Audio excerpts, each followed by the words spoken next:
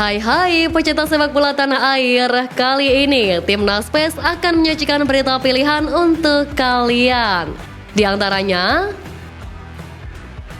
dibanderol 70 miliar, JIZ jadi rebutan raksasa Serie A. PSSI dan Swiss saling sikut, Chow Yun Damanik tegaskan pilihan. Bung Toel terbenam, terbitlah Bung Joy. Getarkan Asia, pujian AFC untuk Timnas bikin merinding.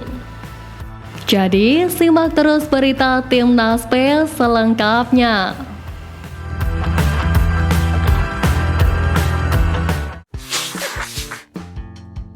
Pelatih Sintayong mendapatkan kabar baik dari Ketua Umum PSSI Erick Thohir. Kabar baik ini akan lebih memudahkan tugasnya saat memimpin Timnas Indonesia di kualifikasi Piala Dunia 2026 putaran ketiga. Erick Thohir mengungkapkan bahwa telah mengkomunikasikan dengan PT LIB selaku operator liga untuk memberikan waktu jeda agar skuad Garuda nantinya mempunyai persiapan. Erick mengatakan jika para pemain tim Merah Putih akan punya waktu 3 atau 4 hari jelang bertanding di pertandingan babak ketiga kualifikasi Piala Dunia 2026.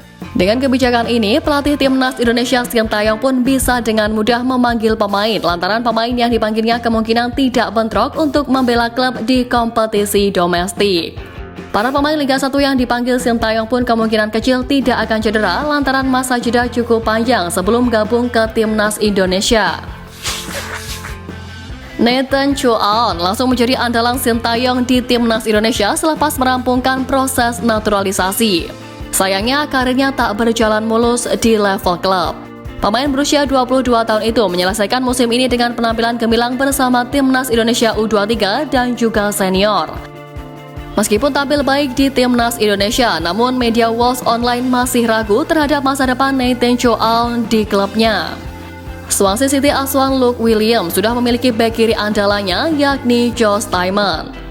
Josh Kay dan Josh Tymon hampir pasti menjadi pilihan utama di bek sayap. Tak ada alternatif yang mencuri perhatian.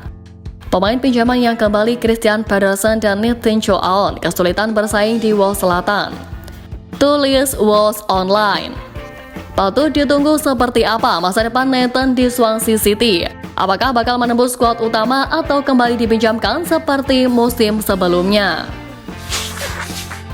Setelah berhasil mengalahkan Filipina dengan skor 2-0 di laga terakhir grup F, Timnas Indonesia menjadi satu-satunya wakil Asia Tenggara yang melaju ke babak ketiga kualifikasi Piala Dunia 2026. Setelah ada 18 negara yang lolos ke babak ketiga, Presiden Konfederasi Sepak Bola Asia Sheikh Salman bin Ibrahim Al Khalifa mengucapkan selamat kepada tim-tim tersebut. Khususnya tim yang baru pertama kali meraih prestasi tersebut seperti skuad Garuda. Menurut Salman bin Ibrahim, yang terpenting kualitas dan kinerja luar biasa dari tim-tim Asia semakin menggarisbawahi kemajuan yang terus dicapai federasi dalam beberapa tahun terakhir. Bek Timnas Indonesia JIZ dikabarkan diminati dua klub Liga Italia Serie A jelang menghadapi kompetisi musim depan.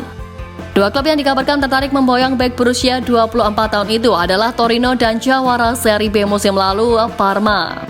Media lokal Parma Live yang melansir Tuttosport menjelaskan jika Venezia masih ingin mempertahankan JIZ untuk menghadapi kompetisi musim depan. Hanya saja Venezia dikabarkan bersedia mempertimbangkan tawaran 4 juta euro atau setara dengan 70 miliar rupiah untuk klub yang berminat memboyong JIZ. Jika bergabung dengan Parma, JIZ berpeluang mengikuti jejak sederet legenda bek dunia yang lahir dari klub berjuluk Giallo Blu tersebut. Sederet mantan bek dunia yang besar di Parma antara lain Lilian Thuram, Fabio Cannavaro, Fernando Couto, hingga Nestor Sansini. Hanya saja peluang JIZ bergabung ke Torino lebih besar dibandingkan ke Parma. Klub yang berbasis di kota Turin itu juga ingin membajak pelatih Venezia Paolo Vanoli, tokoh penting yang membawa JIZ ke Italia. Apalagi JIZ bergabung dengan Venezia pada musim panas 2023 dari klub Belanda Go Ahead Eagles sesuai permintaan dari Paolo Vanoli. Langkah meyakinkan Timnas Indonesia arahan Sintayong ke babak ketiga kualifikasi Piala Dunia 2026 tak bisa diikuti Vietnam. Padahal Vietnam sekiranya meniru cara skuad Garuda dengan mengangkat pelatih asal Korea Selatan Kim Sang-sik. Meski demikian, hasil yang diperoleh Shin Tae-yong dan Kim Sang-sik berbeda saat mengawal timnas Indonesia dan Vietnam.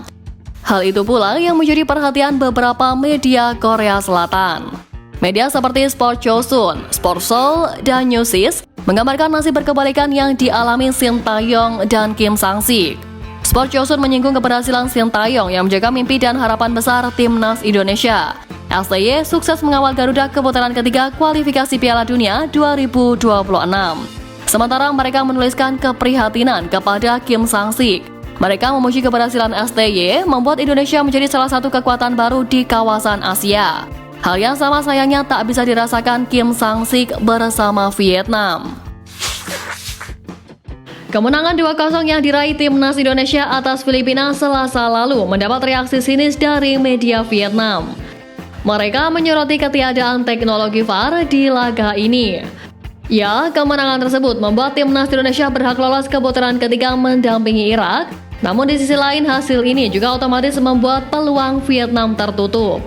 Tulisan soal itu didasarkan pada pernyataan pelatih Filipina Tom Saintfiet yang memang mengeluarkan pendapat bahwa wasit menguntungkan timnas Indonesia. Hal ini terkait insiden tabrakan pemainnya dengan kiper timnas Indonesia. Tom Saintfiet menilai bahwa Filipina seharusnya mendapat hadiah penalti jika Adrian Jugelvic bertabrakan dengan kiper Ernaldo Ari di kotak penalti Indonesia. Bakat potensial Chow Yun Damanik sedang diperebutkan oleh timnas Indonesia dan timnas Swiss. Damanik merupakan pemain muda potensial yang kini bermain untuk FC Lausanne Sport U17 yang merupakan akademi dari FC Lausanne Sport, klub yang berlaga di liga teratas Swiss. Memang timnas Swiss lebih menjanjikan ketimbang timnas Indonesia, namun PSSI lah yang paling berpeluang mendapatkan Damanik mengingat sang pemain berhasrat membela skuad Garuda ketimbang Swiss. PSSI harus bergerak cepat jika tak ingin pemain berbakat itu diambil oleh timnas Swiss. Pengamat sepak bola Anton Sanjoyo atau Bung Joy tidak melihat adanya sejarah yang dicetak oleh timnas Indonesia era Shin Tae-yong. Skuad Garuda era Shin Tae-yong baru saja berhasil lolos ke putaran ketiga kualifikasi Piala Dunia 2026. Proses tersebut merupakan langkah maju dari skuad Garuda yang sudah sangat lama tidak masuk ke putaran ketiga kualifikasi Piala Dunia. Bung Joy menilai hal tersebut menjadi suatu prestasi yang memang harus diakui karena terkesan cukup luar biasa. Akan tetapi Bung Joy menegaskan, lolosnya timnas Indonesia ke putaran ketiga kualifikasi Piala Dunia ini bukanlah suatu sejarah yang baru dicetak. Alasan Bung Joy, ia tidak melihat sejarah terkait hal tersebut karena skuad Garuda era 1980-an sudah pernah mencicipi sampai ke babak putaran kedua kualifikasi Piala Dunia. Ini sebuah prestasi bersejarah untuk Indonesia, Bung Joy? Prestasi iya, tapi kalau sejarah menurut saya sejarah yang mana? Karena tahun 86 kan Indonesia juga lolos ke putaran akhir ya untuk subgrup di Asia. Kata Bung Joy dikutip dari kanal YouTube Metro TV pada Jumat 14 Juni.